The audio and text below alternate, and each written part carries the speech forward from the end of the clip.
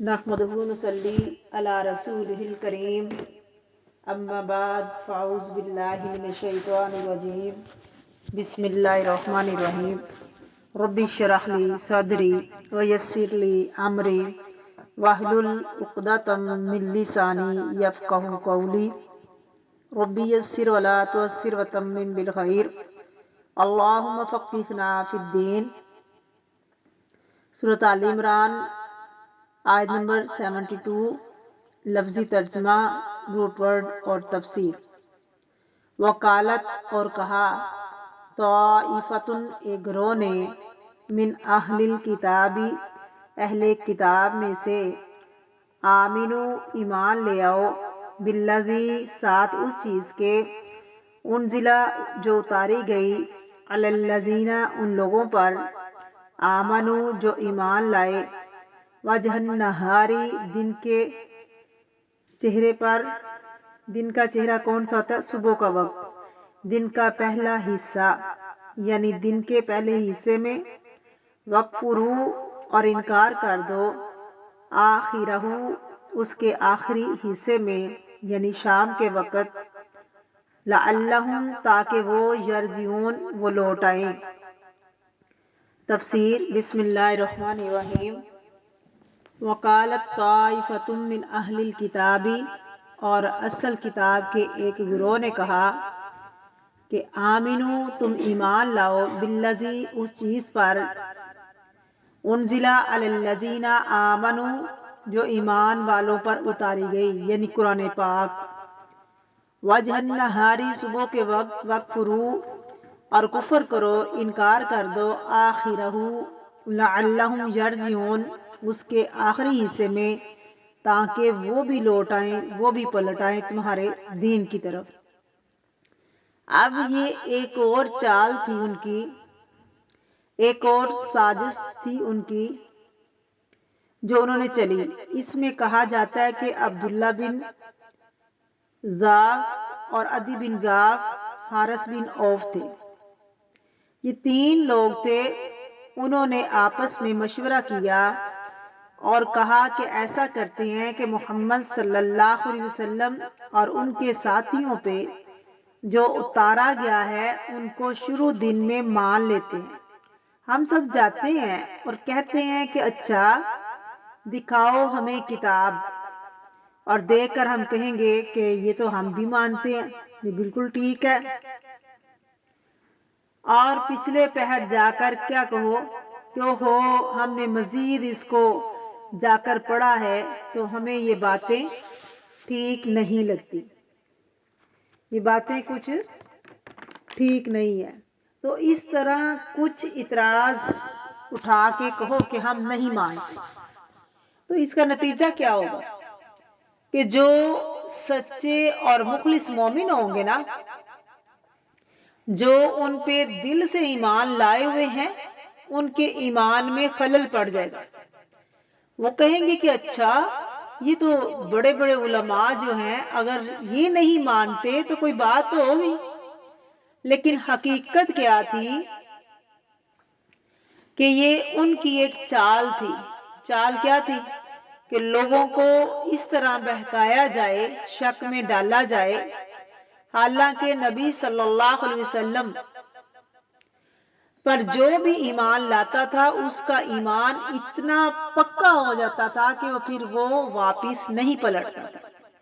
اسی لیے تو ہرقل کے دربار میں جب ابو سفیان گیا تو اس نے پوچھا کہ اچھا یہ بتاؤ کہ جو لوگ اس پر ایمان لاتے ہیں وہ واپس بھی پھر جاتا ہے ان میں سے کوئی؟ تو ابو سفیان نے کیا کہا؟ اس نے کہا لا یرجع ابداً، جو ایک دفعہ حضور صلی اللہ علیہ وسلم کا کلمہ پڑھ لیتا ہے، محمد صلی اللہ علیہ وسلم کو مان لیتا ہے، وہ پھر پلٹتا نہیں ہے۔ وہ جان پر کھیل جاتا ہے، اپنی جان کا نذرانہ پیش کر دیتا ہے، لیکن واپس دین سے کبھی نہیں پھرا، کبھی نہیں پلٹا، وہ دین کو نہیں چھوڑتا۔ تو اس پر ہلکل نے کیا کہا؟ اس نے کہا وَكَذَلِكَ الْإِيمَانُ إِذَا خَلَاطَ بَشَاطَتْ قُلُوبِ، کہ یہی ہوتا ہے ایمان کا حال کہ جب وہ کسی کے دل کے اندر رچ بس جاتا ہے تو پھر انسان اس کو نہیں چھوڑ سکتا۔ اور یہ ایک حقیقت ہے کہ جو چیز دلوں میں رچ بس جاتی ہے اس کو اپنے سے الگ کرنا مشکل ہوتا ہے۔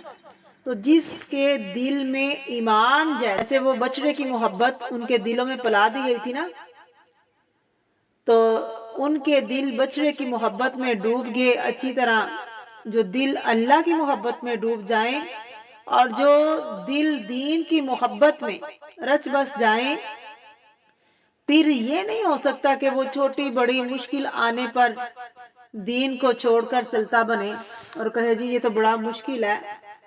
لوگ تانے بھی دیتے ہیں، لوگ باتیں بھی کرتے ہیں، کچھ ایسی چیزوں کو چھوڑنا پڑتا ہے جن کے ساتھ انسان جڑا ہوتا ہے۔ تو کیا صحابہ کرام نے نہیں چھوڑا تھا؟ جاہلیت کے اندر جو وہ کام کرتے تھے وہ سب کچھ چھوڑ دیا۔ اور کون لوگ دین کو چھوڑتے ہیں؟ جن کا دین اوپر اوپر سے ہوتا ہے، ان کا ایمان ابھی اندر داخل نہیں ہوتا۔ پکیزہ کلمے کی مثال یعنی ایمان کی مثال کیا ہے؟ پکیزہ درخت کی طرح ہے۔ کیسے؟ وہ کیسا درخت ہے؟ یعنی اس کی جڑیں جمی ہوئی ہیں، زمین میں گھڑی ہوئی ہیں، کوئی چیز اس کو ہلا نہیں سکتی، اس کی شاخیں آسمان تک ہیں، یعنی اس کا تعلق اللہ کے ساتھ ہے۔ اور اس ایمان کی خوشی کی وجہ سے جو اس کے دل میں ہے وہ کسی بھی وقت نیک عمل کرنے سے ڈرتا نہیں، گھبراتا نہیں، ہر وقت وہ نیکی کے لیے دوڑتا ہے، وہ خیر کے لیے دوڑ رہا ہوتا ہے۔ آپ نے دیکھا ہوگا نا کہ بعض لوگ بعض کے مقابلے میں زیادہ عمل کرنے والے ہوتے ہیں اور وہ خوشی سے بھاگ کر عمل کر رہے ہوتے ہیں، کیا چیز ان کو اٹھائے ہوئے ہے اور باقی لوگوں کو سلائے ہوئے ہے۔ باقی لوگوں کو نیکیوں کی ضرورت نہیں۔ منافقین کیا کرتے تھے؟ ان کی صفت کیا تھی؟ نماز کی طرف کیسے آتے تھے؟ سستی کے مارے۔ اللہ کی راہ میں کیسے خرچ کرتے تھے کہ جیسے کوئی موت ان کو پڑ گئی۔ قرآن پاک کی صورت اترتی تو ان کا حال کیا ہوتا کہ پتہ نہیں اب پھر کیا حکم آ گیا، پتہ نہیں کیا کرنا پڑے گا، کیا دینا پڑے گا۔ ایک بوجھ ان کو محسوس ہوتا تھا، یہ ان کی نفاق کی علامت تھی۔ اور اس کے برعکس اہل ایمان کا حال کیا تھا؟ پیغمبروں کی علامت کیا تھی؟ وہ نیکیوں کی طرف دوڑنے والے ہوتے تھے۔ تو یہ ایک بہت بڑا فرق ہوتا ہے۔ جب ایمان انسان کے اندر اترنے لگتا ہے، جب انسان کو اللہ کی پہچان ہوتی ہے، جب قرآن پاک سمجھ میں آنے لگتا ہے تو پھر پڑھنے کو زیادہ دل چاہتا ہے، پھر انسان خوشی کے ساتھ اس کو لیتا ہے، پھر پڑھتے ہوئے تھکتا نہیں ہے وہ، پھر اس کو بہت لذت آتی ہے، اس کو بہت مزہ آتا ہے، پھر خوشی ہوتی ہے قرآن پاک کو پڑھنے کی، اور دل اور ذہن دماغ پھر اس کا کھلتا ہی چلا جاتا ہے۔ یعنی جو انسان کوشش کرتا ہے تو پھر اللہ تعالیٰ اس کے لیے آسانیاں پیدا کرتے ہیں، پھر انسان کو لطف آنے لگتا ہے۔ تو یہ ایک حقیقت ہے۔ تو یہ لوگ دین کو جو بدنام کرنے کے لیے وقتی طور پر اسلام کا لبادہ اوڑھتے ہیں اور پھر اس کے بعد سب کچھ چھوڑ کر چلے جاتے ہیں۔ اور یہ صرف ایک چال تھی کہ اوروں کو بھی بدظن کیا جائے، بھٹکایا جائے، اور آج بھی اس طرح کی بہت سی فریب کاریاں ملیں گی آپ کو کہ یوٹیوبز پر دیکھا ہوگا کہ ایسے لوگوں کے انٹرویو ڈالے ہوئے ہیں کہ ہم پہلے مسلمان تھے اور عیسائی ہو گئے اور ہمیں بہت سی سہولتیں ملی۔ بات یہ ہے کہ جو سچا مسلمان ہے وہ تو کبھی بھی کنورٹ نہیں ہو سکتا۔ ایمان دل میں رچ جائے تو انسان کفر کی طرف لوٹنے کو ایسا سمجھتا ہے جیسے اس کو کوئی آگ میں ڈال دے، تو وہ آگ میں جانا تو برداشت کرے گا لیکن کفر کو پسند نہیں کرے گا۔